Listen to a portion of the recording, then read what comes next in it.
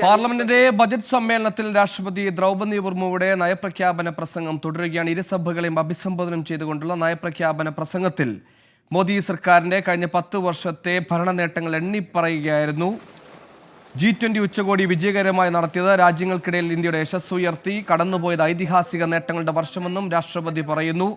ഒപ്പം അടിസ്ഥാന വികസന രംഗത്ത് ഈ സർക്കാർ കൊണ്ടുവന്ന എല്ലാ നേട്ടങ്ങളും അക്കമിട്ട് എണ്ണി നിരത്തിക്കൊണ്ടുള്ള നയപ്രഖ്യാപന പ്രസംഗം കൂടിയാണ് രാഷ്ട്രപതി ലോക്സഭയിൽ ഇപ്പോൾ നടത്തിക്കൊണ്ടിരിക്കുന്നത്. തെരഞ്ഞെടുപ്പ് പടിവാതിൽക്കൽ നിൽക്കെയുള്ള ബജറ്റ് സമ്മേളനത്തിൽ പ്രതീക്ഷിച്ചതുപോലെ തന്നെ ഭരണ നേട്ടങ്ങൾ എണ്ണിപ്പറഞ്ഞുകൊണ്ടുള്ള നയപ്രഖ്യാപന പ്രസംഗം തുടരുകയാണ്.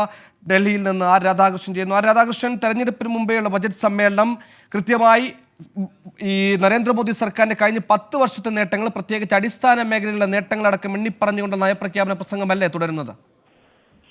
തീർച്ചയായിട്ടുമാണ് സുഹൈൽ. രാഷ്ട്രപതി കഴിഞ്ഞ 10 വർഷത്തെ നരേന്ദ്രമോദി സർക്കാരിന്റെ നേട്ടങ്ങൾ ഓരോന്നിനെയും അക്കമിട്ട് വിവരിച്ചു എന്ന് പറഞ്ഞാൽ അതായിരിക്കും ഏറ്റവും ശരി. അമൃതകാലത്തിന്റെ തുടക്കത്തിൽ നിർമ്മിച്ച പുതിയ പാർലമെന്റ് മന്ദിരത്തിന്റെ തന്റെ ആദ്യത്തെ പ്രസംഗമാണ് എന്ന് അനുസരിച്ചുകൊണ്ടാണ് രാഷ്ട്രപതി രാഷ്ട്രപതിയുടെ അഭിസംബോധന ആരംഭിച്ചത്. രാഷ്ട്രപതി പറഞ്ഞതിൽ ഏറ്റവും പ്രധാനപ്പെട്ട ഒന്ന്, വികസന മേഖലയിൽ രാജ്യത്തിന് വലിയ നേട്ടങ്ങൾ ഉണ്ടായി. ഈ 10 വർഷത്തെ ഒരു കണക്കെടുത്താൽ അത് വലിയ രീതിയിൽ അത് അംഗീകരിക്കപ്പെടുകയും ചെയ്യും. വനിതാ സംവരണ ബില്ല് പാസാക്കി. ഒപ്പം മുത്തലാഖ് നിരോധിച്ചുകൊണ്ടുള്ള നടപടിക്രമങ്ങൾ പൂർത്തിയാക്കി. അതിലെല്ലാം ഉപരി രാമക്ഷേത്ര നിർമ്മാണം, അതും രാഷ്ട്രപതി പ്രധാനപ്പെട്ടതായി എടുത്ത് പറഞ്ഞു. ആ ഘട്ടത്തിൽ ട്രഷറി ബെഞ്ചിൽ ഭരണപക്ഷ അംഗങ്ങൾ ജയ് ശ്രീറാം വിളികളോടെയാണ് അതിനെ സ്വീകരിച്ചത്. രാജ്യത്തെ സംബന്ധിച്ച് രാജ്യത്തിന്റെ ത്രിവർണ പതാകയുടെ യശസ് ഉയർത്തുന്ന കാലഘട്ടമാണ് കടന്നുപോയത് എന്ന് രാഷ്ട്രപതി വ്യക്തമാക്കുകയും ചെയ്തു.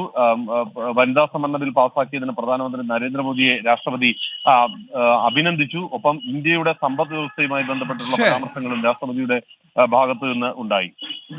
അടിസ്ഥാന മേഖലയിലെ വികസനങ്ങളടക്കം G20 ഉച്ചകോടി നടത്തിയതോടെ ലോക രാജ്യത്ത് ഇന്ത്യയുടെ സ്ഥാനം ഊട്ടിയുറപ്പിച്ചതടക്കമുള്ള മോദി സർക്കാരിന്റെ നേട്ടങ്ങൾ എണ്ണിപ്പറഞ്ഞുകൊണ്ടുള്ള നയപ്രഖ്യാപന പ്രസംഗം ലോക്സഭയിൽ തുടരുകയാണ്.